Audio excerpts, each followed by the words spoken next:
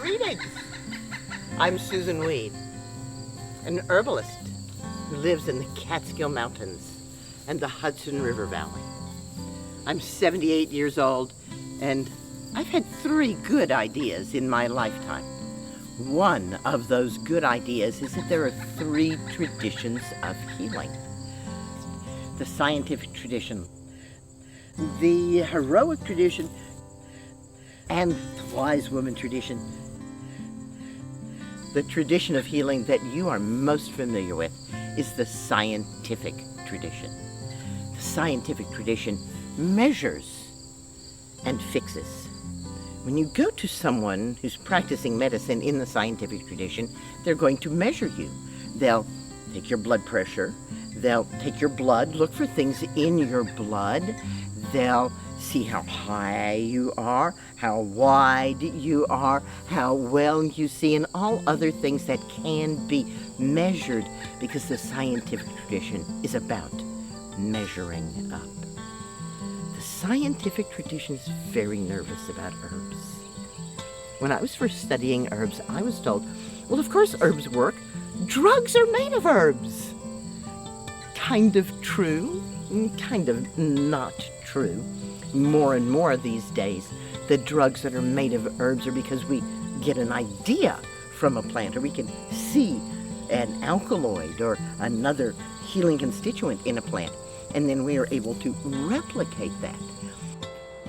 What's a natural remedy and what's a drug? We begin to believe that supplements, which come right out of the laboratory, are somehow natural. They're not.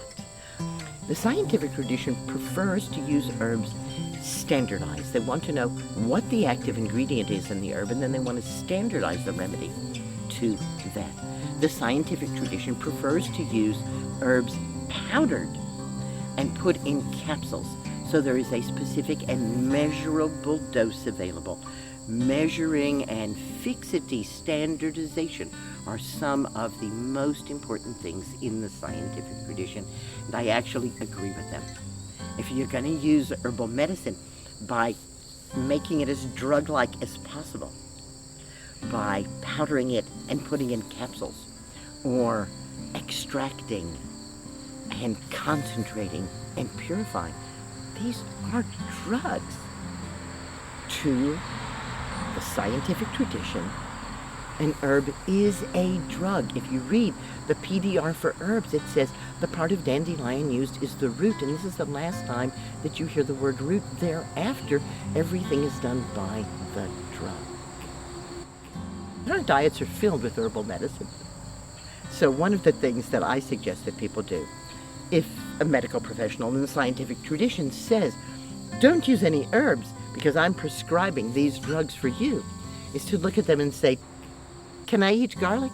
Because as we know, garlic is also a very powerful herbal medicine with books written on its proven, scientifically established ways of interacting with the body and creating more health. There's no way around it. Garlic is an herbal medicine. So as that medical professional, are you including garlic, that I shouldn't eat garlic? And by the time you're done, they will understand that they didn't get trained in herbal medicine.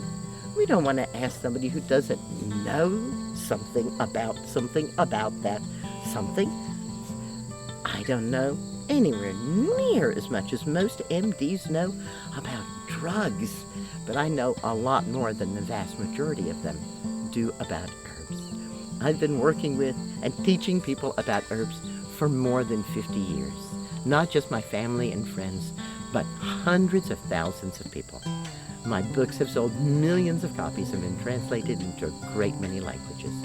So when I say to you that the scientific tradition is afraid of herbs, but you don't have to be, I really mean it. Green blessings are around you.